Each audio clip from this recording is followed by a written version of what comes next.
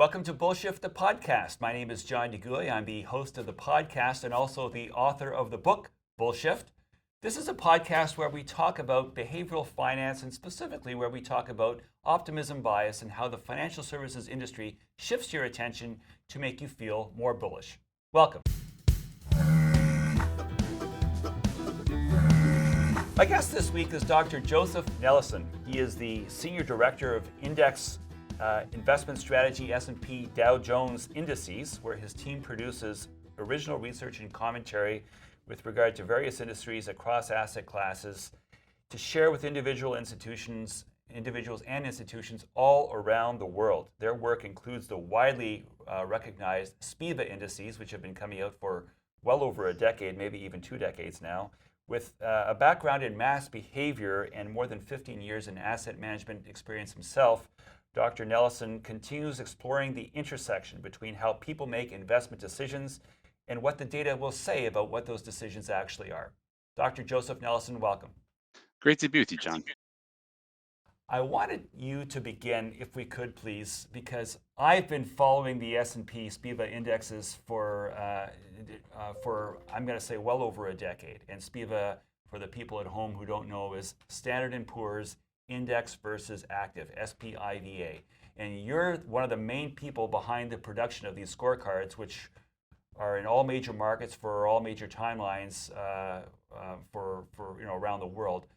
Tell me a little bit, please, about how you came to doing the research and what your findings have been over the years.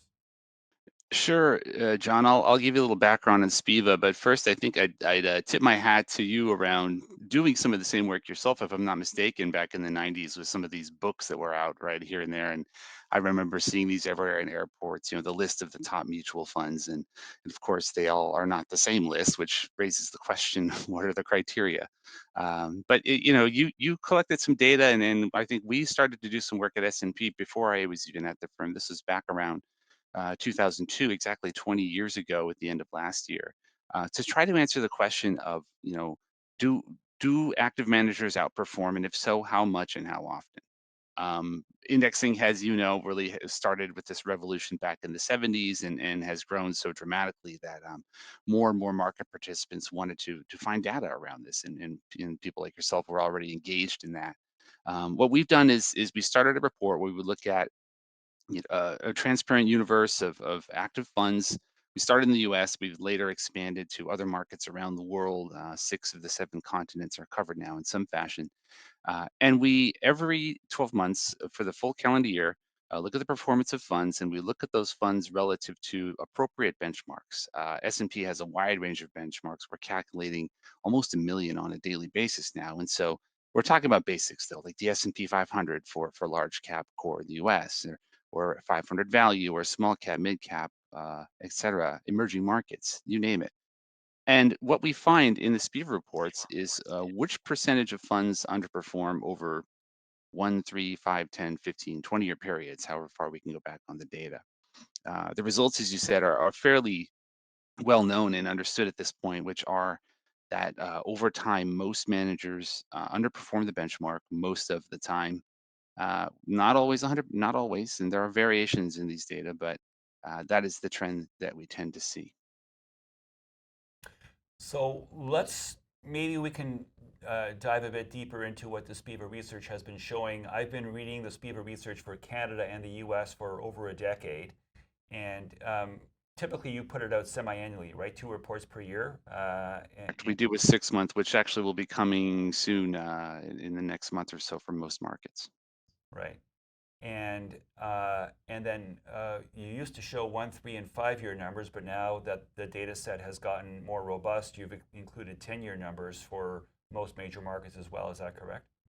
That's right, and those are exactly data dependent, and we disclose our sources. We show our math as much as we can, and we do it the same way every year. I think that's important, and also take into account survivorship, which Membership is bias. really Thank you. essential. Yeah, and you'll see those kinds of data in the back of the reports. These are the types of things that a lot of tables, but I would say look at the tables. They tell you the story. The data will lead you, right? You can look at over those periods, like you say, John, from 1, 3, 5, 10. If you look at survivorship in certain categories, it starts to go down quite dramatically, where you see in some cases, less than half of managers continue running their fund after 10 years or so, even more in some categories.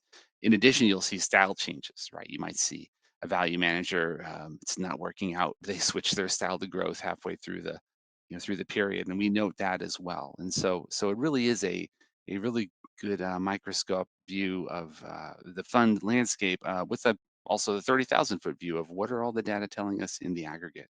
And some of those results I'll mention are, over 10 years, for example, you see underperformance rates of 90 to 95% in many categories, large cap. And that even includes things like small cap and emerging market. You start to see very high underperformance rates, which I find noteworthy because these are spaces where when you start to get into the discussion of, well, where do you need a skilled manager, or where does someone have an edge, so to speak, in perhaps less traveled parts of the market, the data don't tend to bear that out. I want to make sure that the people listening in on this podcast are following along because I'm so familiar with your research and because you're extremely familiar with the research. I want to make sure that we're not presuming too much base level knowledge for the people that are listening in. So let me take a moment just to make sure that I can decode what you just said a moment ago. Survivorship bias is when you look at a data set of, let's say, 200 mutual funds that started in, let's say, early 2013, and you look to see how they're doing 10 years later in early 2023. And what you will find is that in many instances, if you start with, say, 100 funds, it's entirely possible that 50 or more of those funds don't even exist because of various reasons, but usually mostly because of poor performance, and poor performance begets poor asset gathering. And if the fund can't attract assets, the manufacturer, the product will likely shut the product down. But if you compare apples to apples, and if you look at the all 100 funds that started the race, if you will, think of it being a marathon, and you can say, well, this is how these different, you have first, second, third, fourth quartile, this is how we all finished. But the first, second, and third, fourth quartile is among the contestants that finished the race. What many people don't tell you is that actually half of the people that entered the race didn't even finish. So you're in the top quartile among those that finished, but that might only be the top decile of those that started. So it's interesting that people be aware of that. The other thing that I wanted to make sure was clear, and you said it, but I want to make sure that the people listening heard it, that as time horizons expand, as you look at the 1 year data, and it's nothing is guaranteed. Sometimes the average outperforms and sometimes they underperform. But as you start going to 3 years, and 5 years, and 10 years, the likelihood of an average active manager outperforming his or her or their benchmark is reduced. And when we get to the point where you're looking 10 years out or so, it's not uncommon, it's not certain, but it's not uncommon to have only 1 out of 10 or so active managers beating their investable benchmark over a 1 decade long time horizon. You've said all that. I'm sorry for repeating what you said, but you said it in such a way that I wanted to make sure that everyone followed along in terms of what they're talking about. So your research, and you've been showing this clearly, empirically, in all major markets and all asset classes over all 1, 3, 5, 10-year time horizons, that the majority of active managers underperform their investable benchmark, and yet the majority of investors and advisors seem to prefer using active products and strategies as opposed to products that track an investable benchmark. Why do you suppose that is? There could be a lot of reasons for individuals, and some of these reasons are structural. Frankly, I think the rise of the kind of the direct contribution industry in the U.S. Is largely mutual fund based, and I think a lot of the piping, so to speak, really feeds that. And you see index funds are finding their way in as well to that architecture. But ETFs, for example, you won't find in many of those plans until very recent times. But putting the kind of the product wrappers aside, I think none of this is to say that it's sort of mutual fund bad, index fund good, right? It's sort of really about how hard it is for anyone to, even an individual investor, to try to consistently beat the market over time. It really comes down to math and structure, things that you can't avoid, even if you're very skillful, which many managers and asset firms are. They're well resourced naturally. And I think that the reason mutual funds persist is because there are many types and they suit many needs. One of the things I think about, I know in your podcast you focus on optimism bias quite a lot in your writing as well. Is periods when optimism really reigned and skewed things, and you can go back to the tulip bubble, which is probably overanalyzed, but clearly there was optimism around a single asset, that little bud in the hand that, of course, blew up as these bubbles do. And what happened after that? You had some of the first funds rising, right? First, the Netherlands is really kind of the birthplace of what we know of as kind of collective funds, which became mutual funds. Much of that was a rational desire of investors to have more diversification. And things go awry after time. They sort of lose track of the crisis, and we fall back into our instincts. But you saw this also in the U.S. Following the 1929 crash, right? You can see that the Roaring Twenties before that, where a period of high optimism naturally fueling that market. What happened after the 29 crash? Again, a burst of mutual fund growth, people looking for diversification, doing the right thing. So mutual funds can achieve a lot of different objectives, and it's just that when one tries to seek outperformance, I think in our research we're finding there are there are many, but I think three major factors that um, present headwinds. And if I'll mention those, if you don't mind. And I think one of them is fees. Obviously, if index funds are generally less expensive than active funds, with a higher fee hurdle, that manager already has a bit of a, if you're a marathon analogy, they're starting 50 yards behind the start line compared to everyone else, and they have to overcome that. So you'd have to generate alpha just to be back at equal. The second thing that I think is important is the what we call skew, and this is a phenomenon, positive skew, that is in the distribution of stock returns. If you look at most markets around the world, most of the time, especially over longer periods, you'll find that a minority of stocks outperform the index average and the index return itself. And why is that? Is because you've got these high flyers, like some of these major tech stocks that have a high weight and drive a lot of the return, and everything else is kind of behind those, right? And so, statistically, the U.S., for example, you'll see over 10 years, maybe 20% or 30% max of stocks beating the market. There are times when that shifts, but mathematically, your chances of picking a winning stock statistically are more difficult because of that skew. And last, there's something called we call it the professionalization of asset management. And I would tell a little short story about this if you don't mind. And you've probably heard it if you haven't. There was a statistician in England back in the early 1900s. His name was Francis Galton, and he went to a county fair. Smiling, I know you know this one. There was a county fair where people had to guess the weight of an ox. And he was interested in this because of the 787, I think, guesses to calculate the average weight of the ox. They were coming from a diverse group of people, right?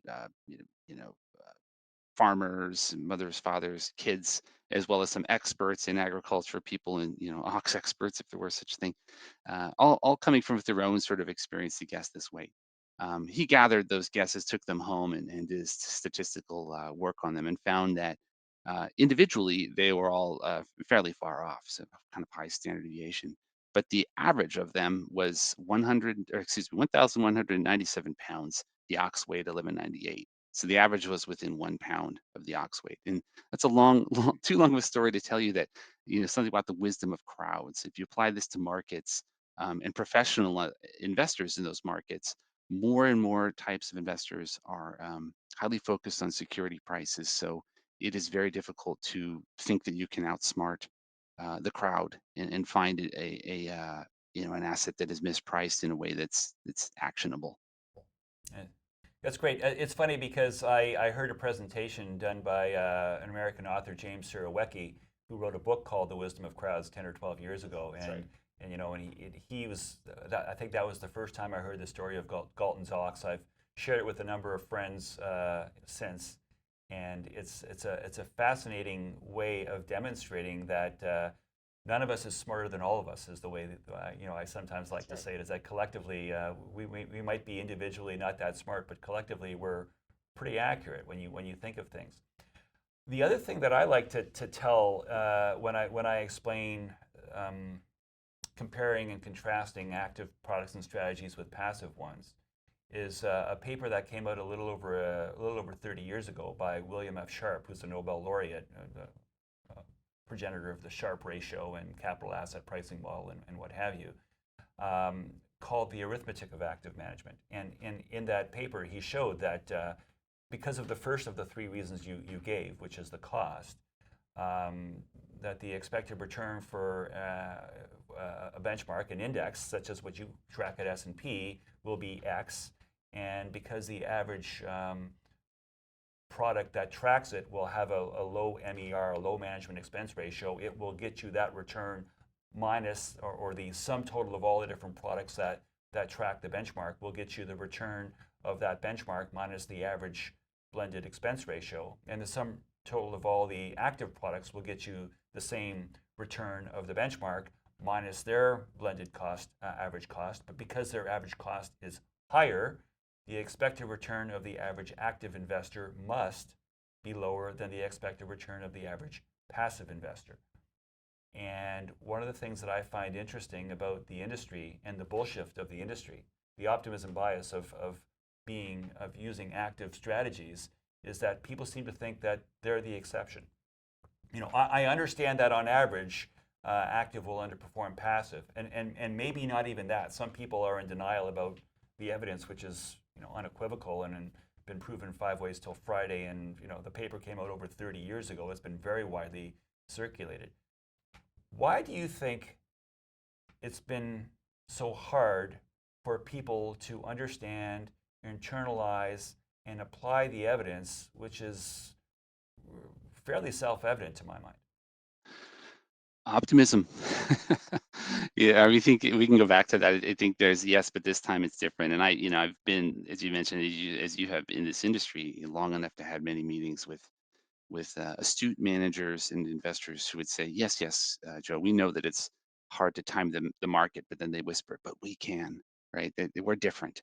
Um, and they may very well be, as you said, though it's a zero-sum game, and I think the dustbin of old investor books is littered with the rising rock star manager on the cover, arms crossed in their suit and tie, who 10 years later are moving on because the market moved away from their strategy. And this is not none of us are immune to that. But I think this question of or this comment that people would make to say, well, I'm different, or more precisely, we see SPIVA results, we see these averages, but obviously we don't pick average managers, right? We pick good managers. We only pick outperforming managers, which seems like the right thing to do. But that spawned an offshoot of the SPIVA reports, which we call the persistence scorecard. And we've been producing these quite a while as well. They come out shortly after the SPIVA results every year. And the persistence scorecards answer a related question, which is among the top performing managers and the bottom performing managers in any given year, what happens to them in the subsequent years, right? If you were to take a rational approach of picking a top quartile manager, for example, at the end of 2020, let's just go back a few years, right? We looked at in one of our tables, about 950 funds across many categories. Top quartile, those 950 at the end of 2020. Can you guess how many of those remained in the top quartile by the end of 2022? Well, I probably can't, but hang on. It's 920 to start, and what you're 950, sorry. and We did and many more than that. and you have to be top quartile for 3 consecutive years. Therefore, Correct. 2020, 2021, and Yeah. 2020. So, which of the top quartile in 2020 remain top quartile for that year and the 2 years that followed?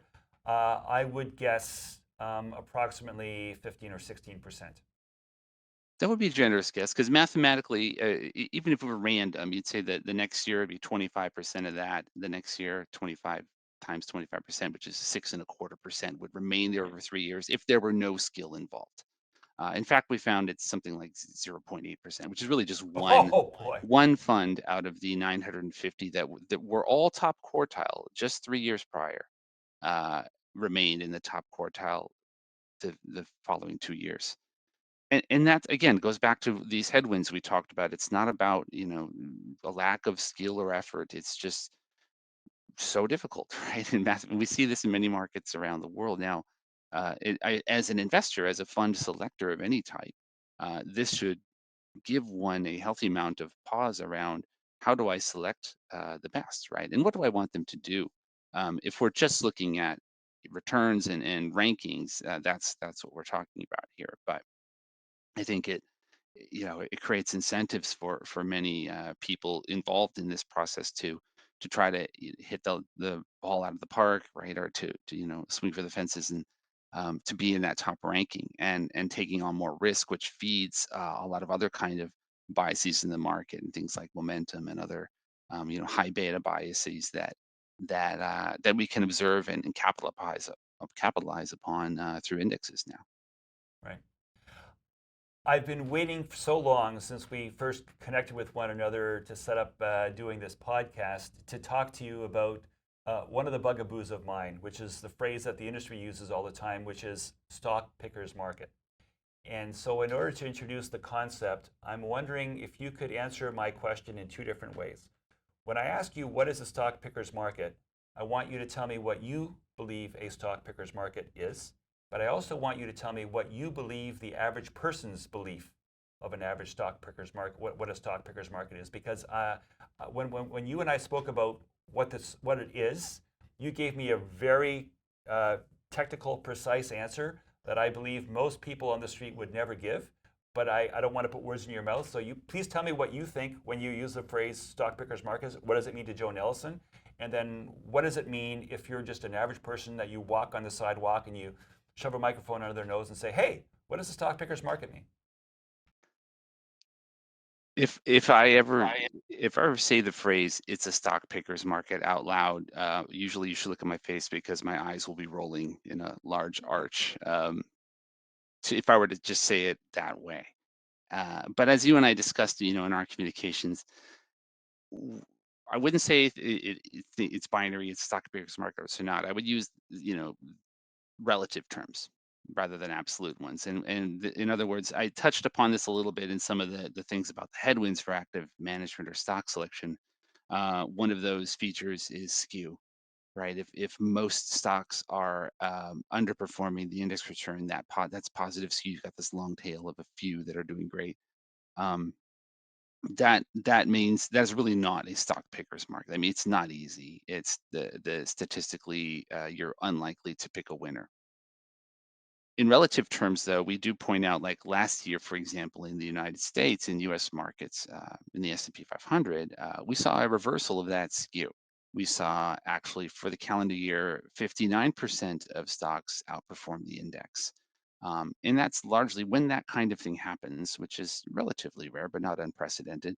It usually means some of the biggest stocks that have the most impact on the index are some of the underperforming ones. So times when the mega cap names are doing worse, you tend to see a greater number of stocks outperforming the index because those big names are bringing the average down, if that makes sense. And so we wrote about in our 2022 SPIVA scorecard how, for a lot of reasons, and I'll touch on a few others, it was a relatively favorable year for someone to try to pick stocks, right? You had this positive skew. You also had higher volatility, which again, many managers would say is beneficial to them because of their expertise to navigate that.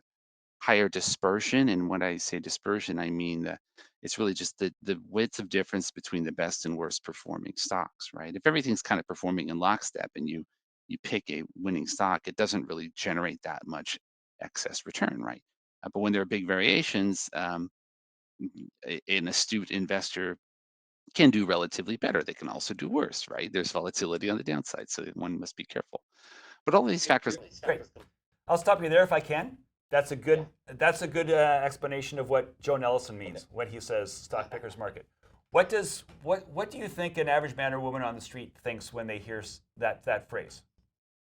I think people have been conditioned to believe that it is a fish pond full of giant bass ready to be hooked and um, easy pickings, right? It's because everyone thinks they're a stock picker, to you know to generalize, right? And that it's easy. And in my mind right now, I'm thinking back to the IPO boom of the late 90s where it's just everything that was going public, it just was a chance to get rich, and that was the perception, right? And you couldn't go wrong. And we've seen that's really not the case, but it's a chance for the issuer to get rich, but maybe the investment bank. But I think that it's hard to say for me to say what the average person thinks, because the average is everybody together. But I think, again, I think this phrase comes about in a way that this is the time, this is when we're going to do it, right? And I go back to last year again. It was, after 10 years, the lament of many portfolio managers was in this bull market, when everything goes up, my skill is being overwhelmed by flow, by just easy money and everyone investing in everything. I need a difficult market to show my skill. 2022 handed people a difficult market with less positive skew, and we saw marginally better results, but still the majority of managers underperforming. When you think about what we talked about 5 minutes ago with the sharp research and how the average active manager must underperform the average passive manager, and then you marry that and the fact that it's a zero sum game in aggregate, and it's always in aggregate, there are always going to be exceptions, I want to be clear. My concern is with the media and the optimism bias of the industry, because they will say things like we're entering into a stock pickers market as if there was like a switch that had been flipped in terms of now it's on, and then in 3 weeks Thursday it'll be off again. So you have to get in while you can, because the stock pickers market is going to be the trains leaving the station. That's the thing that I have always found off-putting about the industry, is that it implies that there are circumstances. There's an implied circumstantiality about when you should be picking stocks. And the irony is that the industry will frequently say, we're in a stock pickers market, or we're entering into a stock pickers market. But I cannot for the life of me recall one time when someone in the industry says, oh, by the way, the stock pickers market is over. We're no longer in a stock pickers market. And the other thing that I can't help but notice is the brazen self-interest that the people who say that it's a stock pickers market, you know what they do for a living? They're stock pickers. So of course they're going to say that. But every time a stock picker wins a trade, he or she is trading with another person who is also a stock picker, who by definition has to lose that same trade. And what I find interesting is that the industry, I don't know the precise details of the regulation in the US, but in Canada we have regulations saying that you cannot, you are prohibited from, in a newsletter or in a public commentary, saying anything that is false or misleading. And yet I would argue that people have been saying we're in a stock pickers market, or we're entering into a stock pickers market, for perhaps 100 years. For as long as there's been stock markets, robust stock markets in North America, there have been people who have claimed the implied circumstantiality of this time is a better time for being a stock picker. And it's never been true. And what I find interesting, and we're going to get into the regulation and the enforcement of regulation, and I understand that's not your field, but humor me for a moment. What do you think can be done about misleading presentations and attitudes and forecasts and whatnot from within the industry that will cause the general public to believe things that are simply mathematically impossible? I don't know that I have the precise answer. I think with your specific example of saying it's a stock picker's market, that's hard to enforce or mitigate, because what does it even mean, right? It's not saying we think the market will go up X percent. I mean, people do this too, right? You can make predictions, and there are many disclosures behind them. But stock pickers market could mean anything to other people. I think I even take a step back from that. Why do we even want a stock pickers market? Why is that even a good thing? And I think that is an outgrowth of FOMO, where this idea that if you're picking stocks, you're inherently trying to do it better than someone else. And I think that's fueled the rise of indexing, is some more people realizing this is really damn hard, right? And I've blown up myself, or my family or my client, trying to be too concentrated let's diversify. You can do that with funds too, if you're careful about picking ones that are, reasonably diversified and not taking too much risk. But what can be done to go back to your question? I, I don't know that it's a regulatory answer. I think it's a education answer for people. Um, at an earlier age to really separate the bullshit, to use your term, from the realities, right, of risk and reward. And I'll give you one quick example of where this is going wrong in my own life. My wife told me the other day about a good friend of ours. Their son is in high school and he's part of an investing club. And said, "Hey, do you have any advice for me?" And we asked him, well, what's the time horizon of your investing club? 3 months. Okay, red flags right there. And what are you trying to do? He said, well, we're trying to get in the top 25 teams. How many teams are doing this? About 3,000 teams. So success for them is being in the top, fraction of 1% over 3 months. What are they incentivized to do? They all want to Take buy. massive risk. They all want Put to buy. all your money into one risky stock and hope that it has a good 3 month run. That's the only way to be, quote, successful in this exercise. And in fact, their own, high school team advisor told them you need to find the riskiest thing you can and load up on it. This is how we're teaching investing, right? It sounds like a fun exercise because it's not real money, but eventually, what are they going to learn? And I think that, I know I'm going on about this, but I think with the rise of social media, which isn't all bad, but I think it allows a lot of players in the door to gain an audience who may not have the best advice, including celebrity endorsers of this or that asset or NFT. Nothing against these things, but you're talking about people kind of talking their book who really don't do this. So I think it starts there is with some kind of education, whether it's formalized or through families with their kids at a young age saying, Here's what this means. Here's what risk looks like. Here's how much things have gone up and down. Here is the long-term return that seems reasonable based on the past." And getting away from this notion of trying to beat and win with single stocks, which should be part of a broader portfolio. Okay. All right. So we're at the point where I like to wrap things up, and I always like to end with two segments. The first is that's bullshit. So that's bullshit is where I ask my guests to say, what is it? If there's one thing that you think is wrong with the industry that you think maybe people should be paying more attention to, what would that be, and why? I would say an overhype on anything new. Uh, and AI comes to mind. And even one quick story, even if you're familiar with the band the Eagles, um, the guitarist Joe Walsh is sort of a famous, fun guy, let's say. And I had the pleasure of hearing him give a little speech, and he was talking about AI, AI and machine learning and how hyped up this is. It's going to replace all musicians. And he said, until AI can glue the furniture to the ceiling of a hotel room and throw the television out of the balcony and land it in the center of the pool from the seventh floor, there will be space for human songwriters and artists. And I kind of love that because, he's got an interesting experience. Those are things he did, if you're not familiar. I know the Right. story. Oh yeah. But I think what if I take it back to investing, and I kind of did right away. It's really about there's this human element that we can't forget. And if you're an advisor, you know what I'm talking about, where you can do all the math and find the optimal risk return portfolio for your client, but you also need to sit across the table with them, see them, look in their eyes and say, what's wrong today? What are you worried about? Right? What financial goals are we not discussing?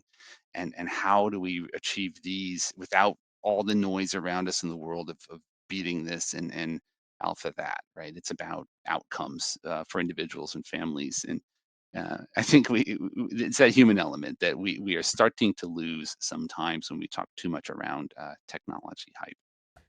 Very little doubt that life's been good. And I let's then move on to the ending segment, which is shift happens. You've just identified a concern. What would you do to solve it? What would you recommend?